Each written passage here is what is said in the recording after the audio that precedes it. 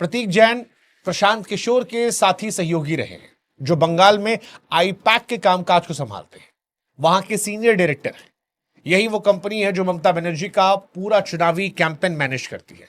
पिछली बार भी इसी कंपनी ने मैनेज किया था, जब प्रशांत किशोर इसे लीड कर रहे थे। ईडी का आधिकारिक यह दावा था कि फाइनेंशियल इरेगुलरिटीज और मनी लॉन्ड्रिंग की जांच करने पहुंचे, लेकिन तभी वहां पर यह घटना होती है जो भारतीय पॉलिटिक्स के इतिहास में शायद कभी देखी गई, कि ईडी छापा मारती है और मुख्यमंत्री पहुंच जाती है। अब आमतौर पर होता क्या है कि नेता जो है बयानों से विरोध करते हैं, रैलियों से विरोध करते हैं, लेकिन एक सिटिंग सीन रेड के बीच में फिजिकली पहुंच जाती है। काफी हैरान करने वाला। ममता जब बाहर आती है तो उनके हाथ में कुछ हार्ड ड्राइव, लैपटॉप और फाइल का पुलिंदा था, और मीडिया के सामने चिल्ला चिल्ला कर कहा कि यह मेरा डेटा है, तुम जांच के नाम पर मेरी पार्टी का डेटा चुरा रहे। इसके बाद ममता रुकी नहीं, ईडी के अफसरों के खिलाफ चोरी और अवैध घुसपैठ की एफआईआर दर्ज करवा दी। अब आप ये सोचिए कि जिस एजेंसी को चोर पकड़ना था, राज्य की पुलिस ने उसी एजेंसी पर चोरी का केस ठोक दिया। अब आम आदमी के मन में एक सवाल आया कि भाई साहब, एक प्राइवेट कंपनी के लैपटॉप के लिए मुख्यमंत्री इतना टेंशन काहे ले रही है? इतना मतलब क्यों तमाशा करने की जरूरत है? क्या दाल में कुछ काला है? यहीं पर आपको आज की हाईटेक राजनीति को समझना पड़ेगा।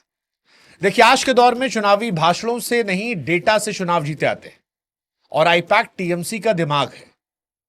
प्रतीक जैन के उस लैपटॉप में जो डेटा बंद है, वो किसी भी विरोधी पार्टी के लिए सोने की खदान से कम नहीं है। अब उस लैपटॉप में क्या क्या हो सकता है? अनुमानन तो उस लैपटॉप में 7 करोड़ वोटरों का एक्सरे हो सकता है। मतलब आईपैक के पास बंगाल के एक एक वोटर का डेटा है।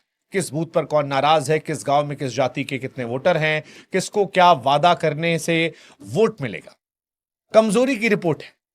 टीएमसी के किस विधायक की छवि खराब है, किसका टिकट काटना है, किसको टिकट देना है। अगर यह जानकारी बीजेपी को मिल जाए तो वो उन नाराज नेताओं को तोड़ सकती है, और चुनाव की चाल की भी स्ट्रेटजी हो सकती है। चुनाव से ठीक पहले ममता दीदी कौन सा मास्टर स्ट्रोक खेलने वाली हैं, कौन सी नई योजना लाने वाली हैं, ऐसा हो सकता है कि उसमें उसका ब्लूप्रिंट भी मौजूद हो। सो अगर ममता के आरोपों को सही मान ले तो फिर बीजेपी को डेटा ये मिलता तो ये डिजिटल डकैती हो जाती।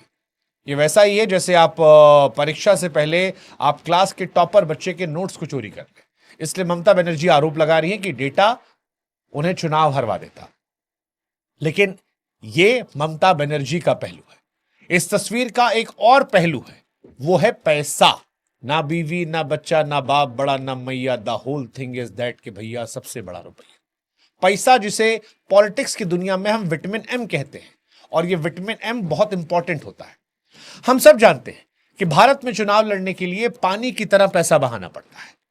ईडी जो यहां आरोप लगा रही है, या उसका जो कानूनी तर्क है, वो ये है कि आईपैक को जो करोड़ों की फीस दी जाती है, असल में वो पुराने घोटालों का काला धन हो सकता है, जिसे कंसल्टेंसी फीस के नाम पर इधर से उधर किया जा रहा है। और बीजेपी के समर्थक और राजनीतिक विश्लेषक ये मान रहे हैं कि ये रेड डेटा से ज्यादा टीएमसी की फंडिंग लाइन काटने के लिए थी।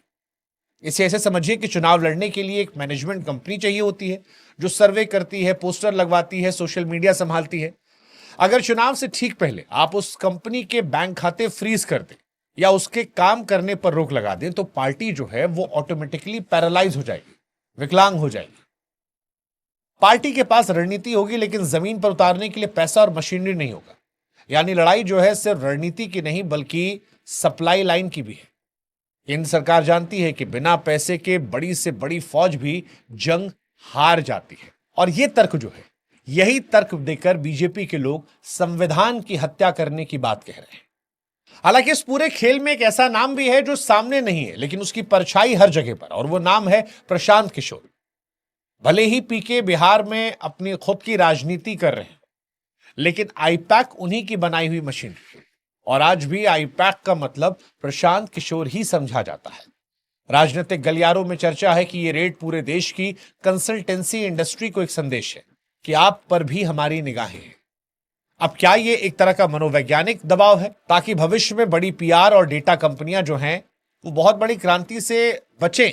यह आरोप ममता दीदी के साइड से आ रहा है, लेकिन बीजेपी पैसों की बात कर रही है, और इन सब के पीछे बंगाल के आईएएस और आईपीएस ऑफिसर जो हैं वो पिस रहे हैं। अब आप कल्पना करके देखिए, उस पुलिस कमिश्नर या डीजीपी के बारे में जो सैंडविच बन गया है।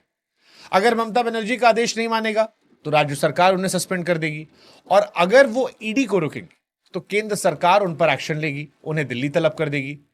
मतलब जो सिस्टम को संविधान की जगह उसके आकाओं की बात सुननी पड़ती है, तो सबसे ज्यादा नुकसान जो है वो लोकतंत्र को होता है। और आज बंगाल का जो प्रशासन है वो इसी डर के साए में जी रहा है। अब सवाल ये, क्या ममता